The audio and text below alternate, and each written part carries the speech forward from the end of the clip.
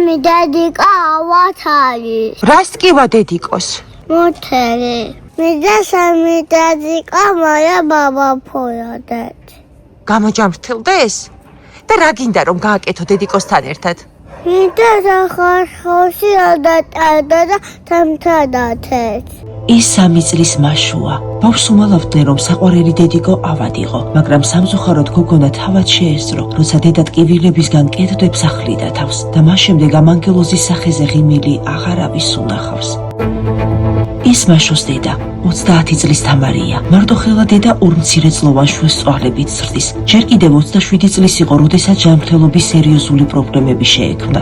მაგრამ საბრალო გოგო წამლებისთვის ვერ იმეტებდა ფულს და იცით რატო? იმიტომ რომ საშინელი არჩევანის წინაშე იდგა. სამშობიაროდან ახალი გამოყვანილი მაშო და 6 წლის ნატა სიცივეში ხოლოდა ზამთარში თუ საკუთარი ჯანმრთელობისა და სიცოცხლისთვის დაეხარჯა ფული. გმირმა დედამ არჩევანი რომელ მათგანზე გააკეთა, ალბათ ხვდებით. შედეგმაც არ დააყოვნა. თამარის ჯანმრთელობის მდგომარეობა ისე გართულდა, რომ სიკვდილის ზღვარზე დადგა მარტოხელა დედა. მერე იყო ოპერაცია და სწორედ რომ ოპერაცია აღმოჩნდა საბედისწერო. ღვთისმიერი თამარი ცდილობდა ექიმების შეცდომაზე მაინც არ ესაუბრა ფონდის კორესპონდენტთან, მაგრამ ყველაფერი ისედაც ნათელი იყო.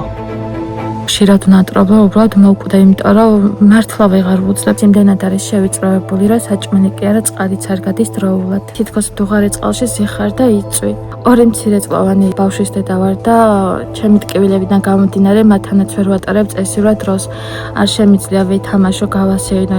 კუჭის ოპერაციის გარკვეული ნაწილის დაფინანსებაზე ჯანდაცვამ თანხმობა განაცხადა. ახლა კი 7300 ლარი აკლია თამარს იმისთვის, რომ გადარჩეს. ნუ თუ ახალგაზრდა დედის სიცოცხლე უფრო ნაკლებად ფასობს, ვიდრე ეს თანხა. ნუ თუ 2 მცირეწლოვანი ბავშვის დაუბრება უნდა დავუშვათ 7300 ლარის გამო.